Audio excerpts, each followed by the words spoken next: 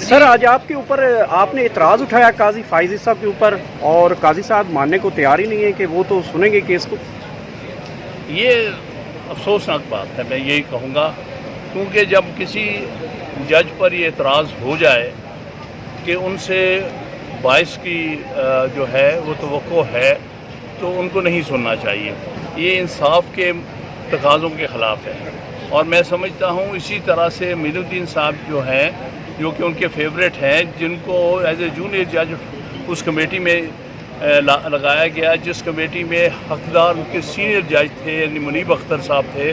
اس کے بعد میں سمجھتا ہوں کہ ان کا بھی کسی ایسی بینچ میں بیٹھنا مناسب نہیں. اچھا سر، اگر آپ نے اعتراض کیا تھا، قاضی صاحب نے کہا کہ آپ جانا چاہیں تو چلے جائیں، تو کیا یہ اچھا ہوتا ہے؟ پاکستان تحریک انصاف کہتی ہے یہ درخواست پڑی ہے قاضی صاحب، ہمیں فیصلہ کا بھی پتہ ہے اور آپ کی عدالت کے اوپر بھی ہمیں پتہ ہے کہ فیصلہ آپ نے جو سنا ہے، ہم جا رہے ہیں، آپ چلے جاتے. پھر میں تو چلا گیا تھا، پھر واپس آئے. کب واپس آئے؟ سر قاضی صاحب نے یہ بھی کہا کہ مجھے ایک سوال کا جواب دیں، بڑے وہ نظر آ رہے تھے. انہوں نے کہا کہ نہیں سر، انہوں نے کہا کہ اگر آؤٹ گوئنگ جج کوئی فیصلہ دے کے جاتا ہے تو نیا چیف جسٹس اس کو ختم کر سکتا ہے. وہ کس چیز کا ان کو خوف ہے کہ اگر وہ فیصلہ دے کے جائیں گے کوئی تو نیا چیف جسٹس وہ فیصلہ اڑا دے گا؟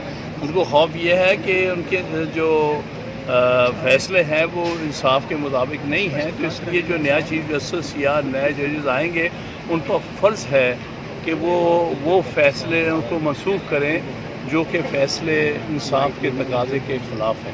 آپ سمجھتے ہیں مہینے بعد سپریم کورٹ تھوڑی سی مختلف نظر آئے گی؟ میرا خیال ہے ایسے ہی ہونا چاہیے، کیونکہ نئی قیادت ہوگی سپریم کورٹ کی، اور نئی قیادت سے بہت سی اچھی توقعات ہیں.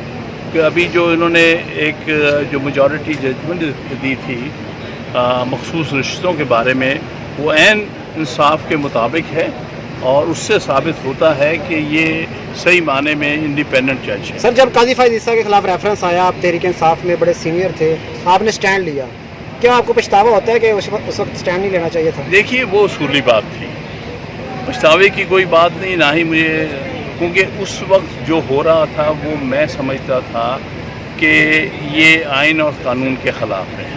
ایک اس جج کو وکٹمائز کیا جا رہا تھا جس کے بارے میں پرسیپشن تھا کہ وہ انڈیپینڈنٹ جج ہے اور اپرائٹ جج ہے، اور اس کو چونکہ اس نے ایک ججمنٹ دی تھی جو کہ میں سمجھتا ہوں اچھی تھی، جس میں کہا تھا کہ ہر فوجی افسر کو اپنی اوتھ آئین کے تحت پڑھنی چاہیے، جس میں لکھا ہوا ہے کہ آپ کا سیاست سے کوئی تعلق نہیں ہو سکتا.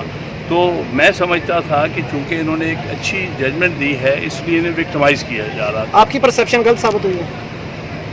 یہ تو وقت نے تو یہی بتایا ہے کہ جن کے بارے میں میرا یہ کیونکہ ایک صرف یہ ججمنٹ نہیں تھی، انہوں نے ایک رپورٹ بھی دی تھی، وہ بڑی اچھی رپورٹ تھی جو وکلا کے ساتھ ٹریجڈی ہوئی تھی 2016 میں کوئٹہ میں، اس پر بڑی اچھی رپورٹ دی تھی. اسی طرح انہوں نے 2015 میں جو 21ویں ترمیم کو ہم نے چیلنج کیا تھا، اس میں میں لیڈ کاؤنسل تھا، اس میں بھی انہوں نے ایک اچھی ججمنٹ دی تھی. خود کہا تھا اس ججمنٹ میں کہ سویلین کو آپ ملٹری کورٹ میں ٹرائی نہیں کر سکتے. افسوس کی بات ہے آج اپنے ہی ویو کے متضاد خلاف ہو کر یہ ایک بینچ بنایا ہے جس نے کہ ایک اچھی ججمنٹ جس نے کہا کہ سویلینز کو ملٹری کورٹ میں ٹرائی نہیں کیا جا سکتا، اس کے خلاف اس کو سسپینڈ کر. سر کیا وجہ ہو سکتی ہے ایک جج کا اتنا روشن ماضی ہے؟ کیا مجبوری تھی ان کی؟ کیا سمجھتے ہیں کیا کمزوری ہے ان کی جو اب چیف جسٹس بننے کے بعد وہ اس پہ پورا نہیں اتر رہے؟ یہ اس کا مجھے کوئی ڈائریکٹلی علم نہیں ہے، نہ میں کچھ کہہ سکتا ہوں، لیکن یہ بات افسوسناک بات ہے. پاکستان کی تاریخ میں وہ اچھے چیف جسٹس میں شمار نہیں کیے جائے. سر صحافیوں کو بلا تحریک سر آپ کی کب شروع ہوگی؟ کیونکہ 23 ڈے کی تشریح بھی لگ گئی، پریکٹس پروسیجر بل کمیٹی بھی تبدیل ہو گئی، آگے اگر فلور کراسنگ کا راستہ ہموار ہو جاتا تو پھر وکلا تحریک کب بعد میں شروع ہوگی جب ساری چیزیں؟ نہیں شروع ہو چکی ہے، ہم نے لاہور سے شروع کر دی ہوئی ہے. پچھلے جمعرات پہلا بڑا کنونشن ہوا تھا، ہم نیکسٹ کنونشن پشاور میں کر رہے ہیں، اس کے بعد ہم اسلام آباد، کراچی، کوئٹہ ہر جگہ کریں گے. تو اس لیے ہم خاموشی سے نہیں بیٹھ سکتے اس قسم کے نہ غلط فیصلوں کے سامنے، اور نہ ہی کوئی غیر آئینی قسم کی آئینی ترامیم کے پیکج کے لیے وہ ہم کسی صورت ایکسیپٹ نہیں کریں گے. لیکن یہ تحریکیں ہمیشہ وقت لگاتی ہیں، جیسے ہماری ایل ایف او کی تحریک